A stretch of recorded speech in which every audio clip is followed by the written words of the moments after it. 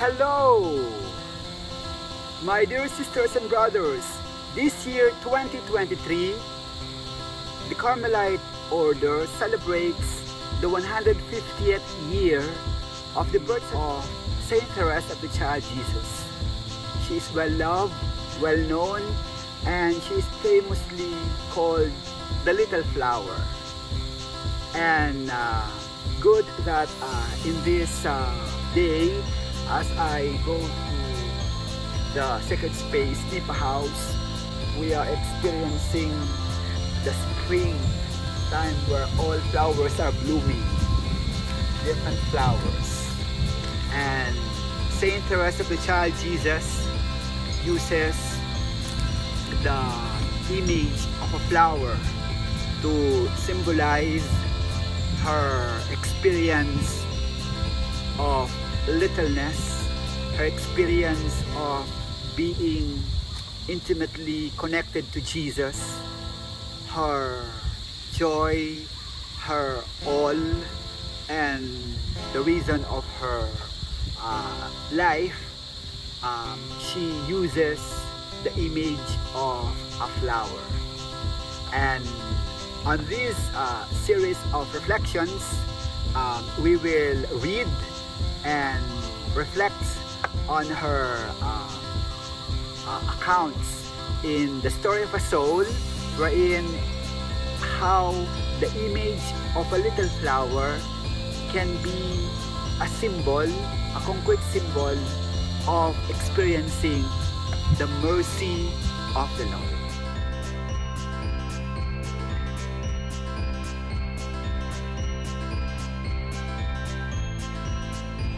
So we begin to read and reflect from the heart the story of a soul by our dear Saint Therese of the Child Jesus.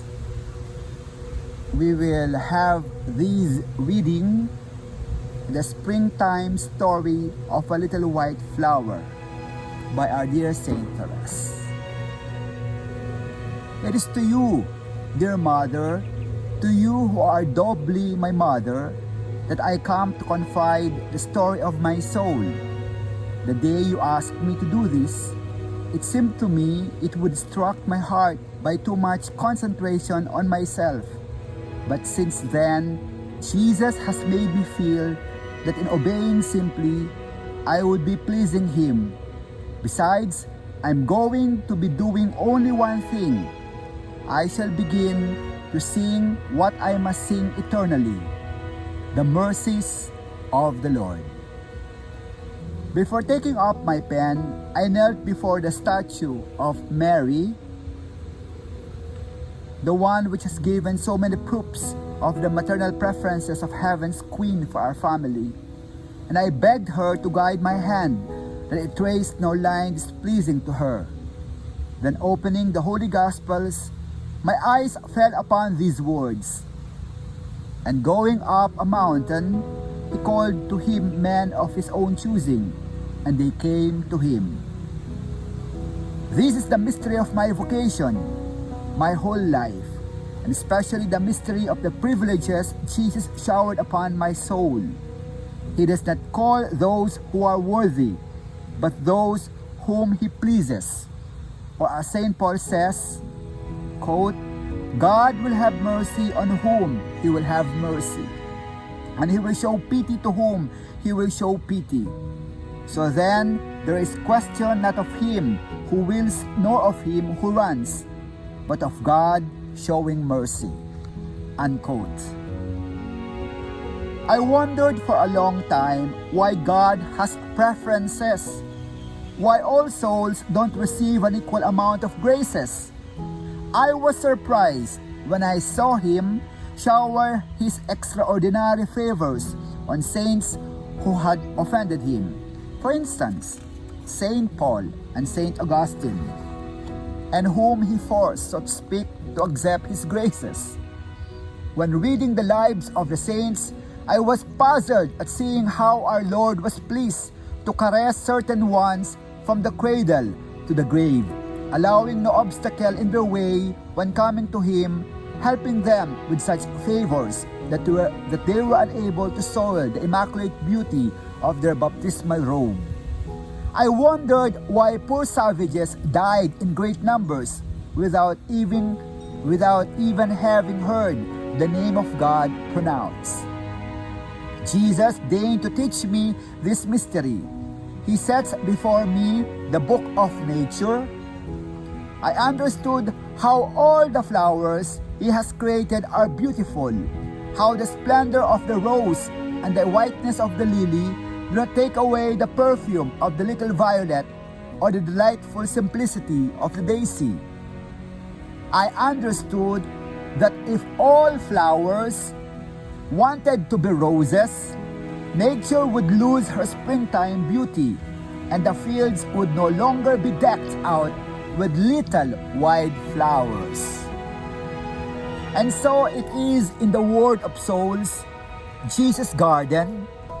He willed to create great souls comparable to lilies and roses, but He has created smaller ones, and these must be content to be daisies or violets, destined to give joy to God's glances when He looks down at His feet. Perfection consists in doing His will, in being what He wills us to be. I understood too that our Lord love is revealed as perfectly in the most simple soul that resists His grace, in nothing as in the most excellent soul. In fact, since the nature of love is to be humble oneself, if all souls resemble those of the holy doctors who illumine the church with the clarity of their teachings, it seemed God would not descend so low when coming to their heart, but He created a child who knows only how to make his feeble cries heard. He has created the poor savage who has nothing but the natural law to guide him. It is to their hearts that God deigns to lower Himself. These are the wild flowers whose simplicity attracts Him. When coming down in this way, God manifests His infinite grandeur, just as the sun shines simultaneously on the tall cedars and on each little flower, as though it were alone on the earth. So our Lord is occupied particularly with each soul, as though there were no others like it. And just as in nature, all the seasons are arranged in such a way as to make the humblest daisy bloom on a set day, in the same way, everything works out for the good of its soul. Perhaps you are wondering, dear mother, with some astonishment, where I am going from here. For up until now, I've said nothing that resembles the story of my life. But you asked me to write under no constraint whatever would come into my mind. It is not then my life properly so called that I am going to write. It is my thoughts on the graces God deigned to grant me. I find myself at a period in my life when I can cast a glance upon the past. My soul has matured in the crucible of exterior and interior trials. And now, like a flower strengthened by the storm, I can raise my head and see the words of Psalm 22 realized in me. The Lord is my shepherd, I shall not want. He makes me lie down in green pastures. He leads me beside still waters. He restores my soul. Even though I walk through the valley of the shadow of death, I fear no evil, for Thou art with me. To me, the Lord has always been merciful and good, slow to anger, and abounding in steadfast love. It is with great happiness, then, that I come to sing the mercies of the Lord. With you, dear mother, it is for you alone I am writing the story of the little flower gathered by Jesus. I will talk freely and without any worries as to the numerous digressions I will make. A mother's heart understands her child, even when it can but stammer. And so I am sure of being understood by you, who formed my heart, offering it up to Jesus. Beautiful and powerful accounts. Let us always come and draw closer. Huwag po tayong mahihiya. Huwag tayong mapagod. Huwag tayong mawala ng pag-asa. Let us not lose hope. Let us constantly come closer to Jesus. Because, like Saint Therese, she has experienced the mercy and the unconditional love of God. O Saint Therese of the Child Jesus, pray for us.